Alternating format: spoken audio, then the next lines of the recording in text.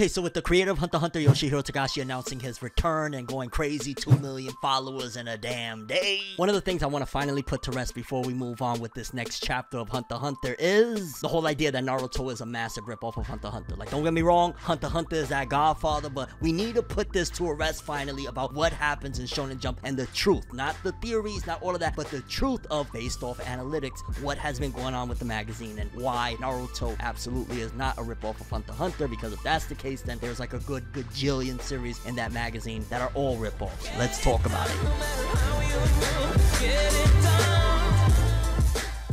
From the very first time I heard about Hunter x Hunter, one of the biggest things I always heard was the fact that, yo, it's awesome. If you like Naruto, you'll like Hunter x Hunter. And I used to say, okay, that's kind of cool. I wonder why. As I continued to dig into the anime and manga world, I finally figured out that there is a whole section of the fandom that continuously purges and essentially goes in on Naruto, saying that it is a big ripoff of Hunter x Hunter. And I will say that there is a very compelling list of similarities between the two series that is absolutely undeniable. You cannot deny that there are certain elements that are damn near beat by beat, very strong comparison similarities between the two. Hunter exams equal Chunin exams. Forest of Death equals Zevel Island. The last phase of both exams equal 1v1 fights. Phantom Troop equal Akatsuki. Both organizations kind of built off of people who were kind of outcasts. Meteor City and the Hidden Rain Village are kind of similar. Both teams had a member who was only on the team to fight one of the other members. The Scarlet Eyes, the Sharingan. Both glow red. Not always, but of course you know what it is. And both can only be attained by special members of a clan. Kurapika Sasuke. Avengers. Their clan was massacred and they trying to get basically revenge for what was done to them. Illumi, Itachi, that older brother that basically the main character is trying to help their best friend essentially avenge and free them from the grips of what their older brother has essentially instilled in their mind. Biscuit Kruger and Tsunade, both supposed to be way younger than they actually are, but they're using either jutsu or nen in order to create the appearance of somebody a lot younger, although I will definitely 100,000% always say that Tsunade just is way better. Way better. Solely in terms of the whole idea and concept. It's like, yes, I would like a young, beautiful woman,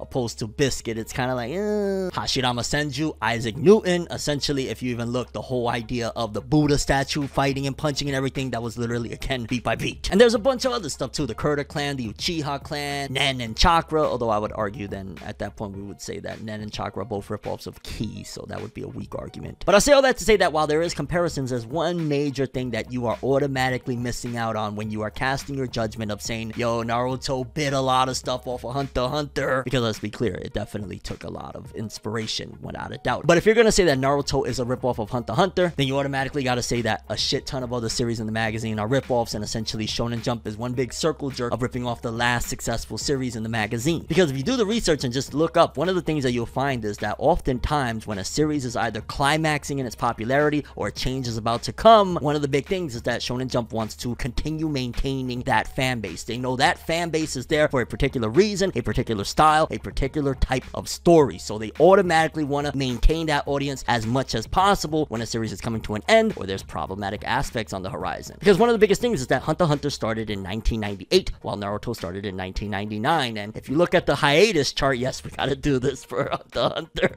Even early on in Hunter x Hunter's run, you could already see that Yoshihiro Togashi was starting to run into some troubles and taking hiatuses. The first year was a little light, second year it got heavier and heavier, and probably Shonen Jump saw the writings on the wall that despite the fact that they probably wanted to make Hunter x Hunter the next big thing now that Dragon Ball Z was out the way, One Piece was cooking up, but they still didn't really have anything solid like what Dragon Ball represented, of just being this huge conglomerate of a series. Likewise with even a Yu Yu Hakusho that just ended as well around that time in 96. So here we have Shonen Jump, right? It's 1999 at this particular point. They got One Piece cooking, it's making waves, again still missing out, I'm sure, and missing that Dragon Ball money after Toriyama essentially pulled the plug with Dragon Ball. And then while they're building up this new series by this author that was already notorious for basically bailing at the end of Yu Yu Hakusho. In case you don't know his previous series, Yu Yu Hakusho, you may have watched the anime of it and thought, oh my god, it's a masterpiece. The ending, basically Yoshihiro Togashi got too sick and they don't want to do it no more, and the last chapter is like just a bunch of drawings.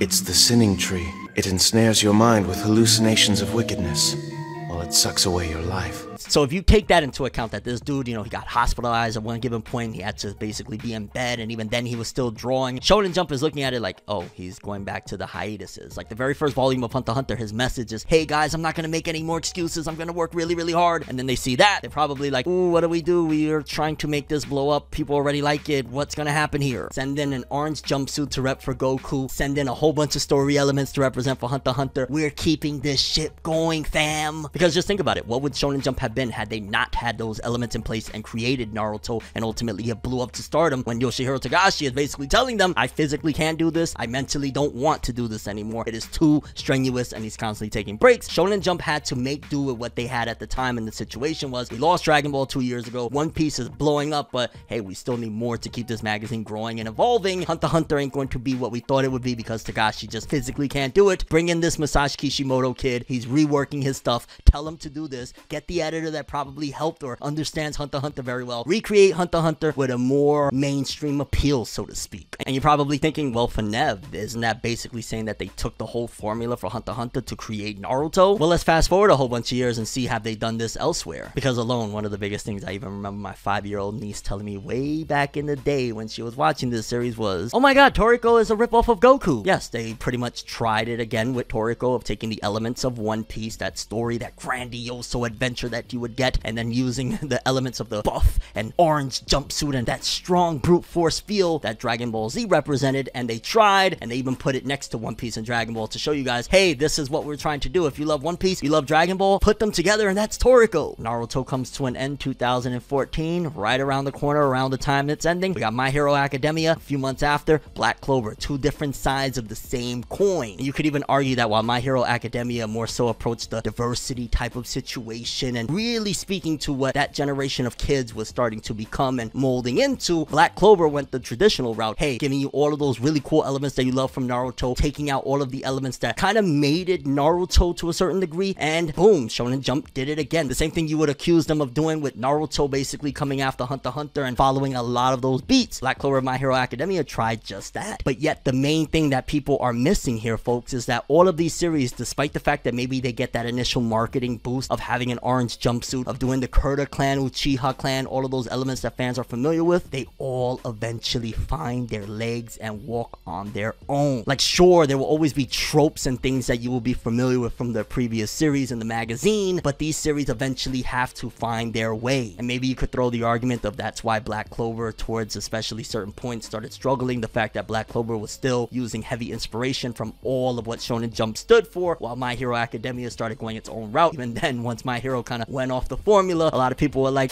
my fault, OG. Nah, ain't no my fault. Run your pockets, yo. Why? get this video to 5,000 likes and I will break down the rise and fall of My Hero Academia. If you want that video, I got a lot of insight behind it. Give me 5,000 likes so we can get this going. And no, it won't be a slander fest, trust me. Now, here will be an example of straight up plagiarism and a ripoff. If there was a character named Bone and he had a red and green jumpsuit, the red was really out and the green was on the inside, and he was a little boy looking for his mother, and that was the whole journey and goal, and he was an explorer that was searching through, and that's the whole thing, explorer by explorer. Like, then I would be like, Jesus Christ, there's no originality in sight here. But using familiar elements that fandoms are accustomed to in order to boost yourself and get yourself going is something that has always been done, and especially now in 2022 is probably one of the most vital things, considering the fact that it is very difficult for anything to stick in this anime and manga climate of 2022 unless you make a massive splash automatically. And maybe, who knows, if that was also true even back then, of you got to make a massive splash. Well, what do? Make that there's going to be comparisons to one of the biggest series out there right now by getting inspired by it. But I'm very curious. I really got to know right now, you watching, what do you think of this? Do you feel like Naruto and all of these series are just ripoffs after ripoffs? Do you feel like that's just heavy inspiration? And even if there was heavy inspiration in the beginning, doesn't it make sense that, yo, dog, they grew their own legs eventually and walked their own? You could argue maybe Hunter x Hunter is the father to a certain degree of some of this stuff, but then you got to go back further. Well, Hunter x Hunter, I'm sure, was inspired by by Saint Seiya a little bit, was inspired by a lot of the other greats, and Togashi is a great himself and an anomaly, but also is Kishimoto, also is Tabata, also is Horikoshi. We gotta stop this whole idea of being inspired as ripping off. Like, don't get me wrong, nobody likes to get copied. It really, really sucks. But you can't just go around calling everything a rip-off just because, hey, these are similar elements. Hey, you were inspired by me. Especially considering the fact in Shonen Jump, they constantly, all of the authors always show such camaraderie and respect for one another. We never get like an author comment of Togashi saying, hey, it's oddly familiar what's happening in Naruto right now, wink wink, because at that point then I would be like, okay, fans are justified for jumping in, like Togashi's feeling a certain way. But that's all I have for this one. I'm ForneverWorld, and as always, people have an awesome day, and remember the golden rule: anime and manga for life. Bye. Have an awesome day, peace in, and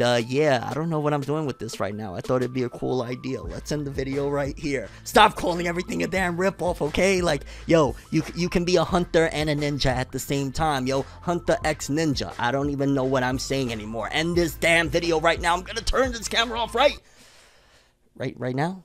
Right now.